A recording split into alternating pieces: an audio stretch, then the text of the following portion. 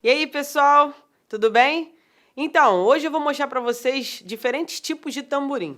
Muitas pessoas me perguntam onde comprar, qual tamborim comprar, qual marca, qual modelo. Eu gosto de tamborim com até 6 garras, tá? Por quê? Existem tamborins de 8 garras e com até 12 garras, que ficam duplos, assim, de 2 em 2. Esses tamborins com muitas garras acabam machucando um pouco a mão na hora de segurar. Claro que tudo é uma questão de costume, mas eu particularmente prefiro com menos, porque machuca menos a mão, beleza? Mas o principal mesmo é ele estar bem afinado, não importa a quantidade de garras. Eu trouxe alguns tamborins para vocês verem e mostrar o que é mais indicado, tá? Para tocar em escolas de samba, em bloco, que seja resistente e tenha uma boa durabilidade. Bom, vamos lá. Vou começar aqui pelo tamborim de plástico. Tá? O que acontece? Tamborim de plástico é bom para estudar em casa, colocar a pele muda, tá? Mas ele não é muito apropriado. Por quê? Com o tempo, quanto mais você aperta, ele pode vir a quebrar. Então, não é um tamborim para durar, assim, né? Mas vale a pena ter para estudar, botar a pele muda, porque ele é até mais barato, tá bom? Fica a dica para vocês. Já aqui, nós temos um tamborim que não é muito visto, mas algumas pessoas têm, que é um tamborim de acrílico. Também você consegue uma afinação normal, porém, ele com o tempo, eu peguei um aqui, que ele já está bem usado, e com o tempo ele pode vir a quebrar, rachar, tá? Você às vezes pode gastar uma grana e achar que vai durar muito e não durar. Às vezes é um charme você ter como extra, só para estudar ou para usar de vez em quando, mas não é um tamborim para durar tanto assim. Mas é bem bacana, é diferente, tá? É válido, dá para tocar. Temos aqui um tamborim, um dos mais tradicionais, que é o de alumínio, frisado. Quando vocês ouvirem falar em frisado, é por causa desse frisadinho aqui no tamborim. Tá? Ele é de alumínio, tem um peso legal, não é pesado.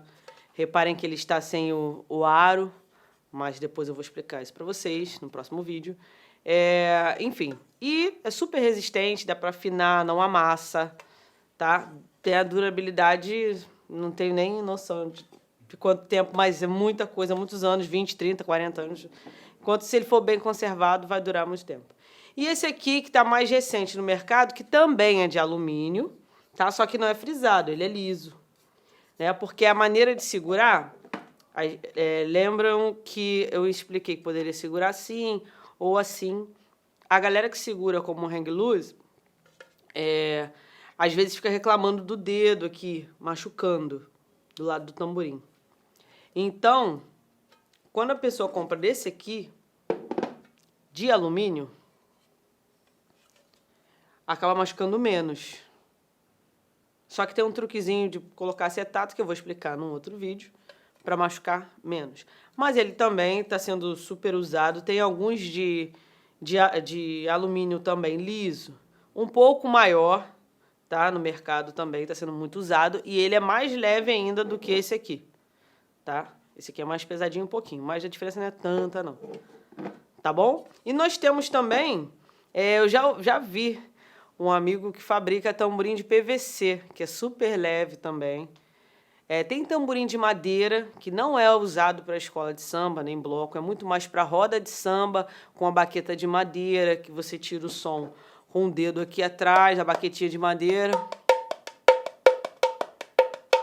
É outra situação, não é para escola de samba e blocos, bateria, ok? E aí, já se inscreveu no canal? Bom, se inscreva, acompanhe os próximos vídeos, porque eu ainda vou falar sobre a manutenção do tamborim, afinação, tipos de baquetas e muito mais. Valeu, até a próxima! No vídeo anterior, eu falei sobre tipos de tamborim. Agora eu vou mostrar para vocês como se desmonta, como se troca nylon, como se coloca acetato, enfim.